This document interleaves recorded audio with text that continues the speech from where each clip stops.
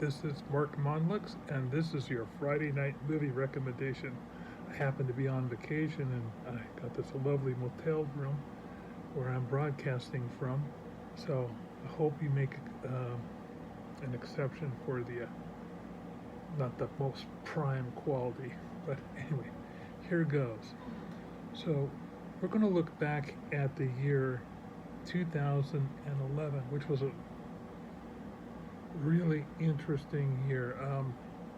There was a huge earthquake and tsunami in Japan. Uh, I actually lost one of my friends who I knew when I went there some 40 years ago. And but that resulted in the Fukushima nuclear power plant disaster. That event is still having a lot of repercussions over a decade later. So that happened. Let's see. Other things that happened that year.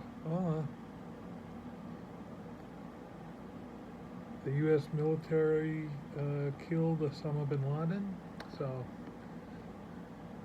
it, actually, history-wise, not the best year. That's also the year that the shuttle space program came to end. But what it really was a good year for was for TV programs. Just three of them right off the top of my head.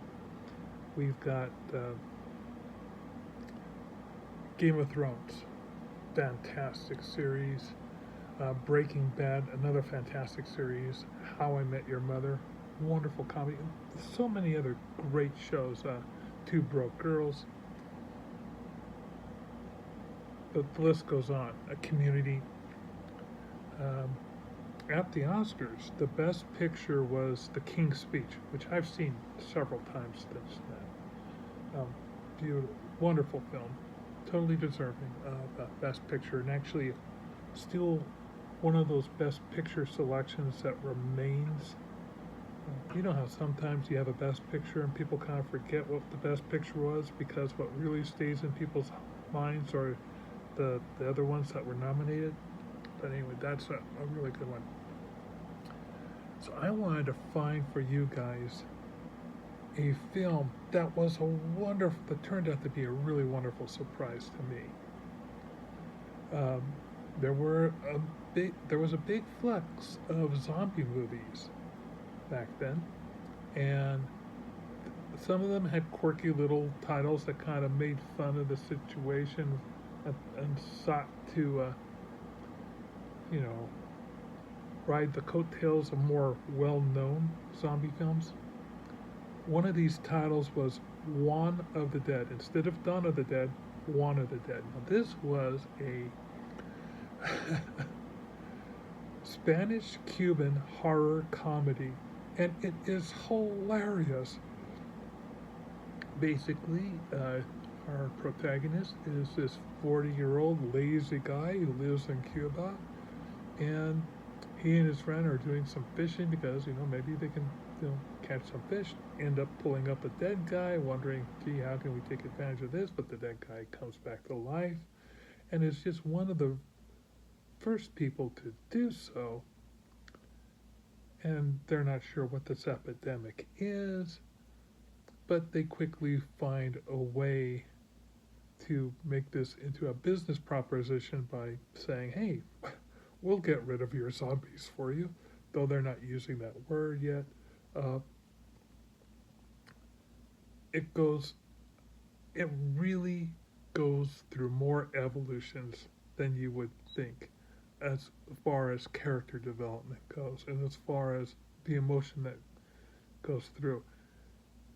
And again, it is funny, quirky and funny, and if you haven't seen Juan of the Dead, definitely check it out. It's you can find it on Netflix, and you can also see it on Amazon Prime, and it's even on I think it's on Hulu. Let me double check here. Yes, it's also on Hulu. Oh, a real treat. You'll thank me once you watch it. and I would give the name of the. Okay, I'm going to totally mash up the name of the director here. Who also? And this guy also wrote it. Uh, Alejandro Bregues. Okay. Someone in the doobly doo down below, give me a better quote. If you're watching this on YouTube, you'll see a link to the trailer down below. Maybe that will enthuse you to hunt this down. But have fun with this one. Now, if you like this movie review or recommendation, check out my others. I'm both I'm on TikTok and I'm on YouTube, and I would appreciate any type of following you have. You may even find little links to my online stores where I do movie posters and draw other movie-related themed paraphernalia.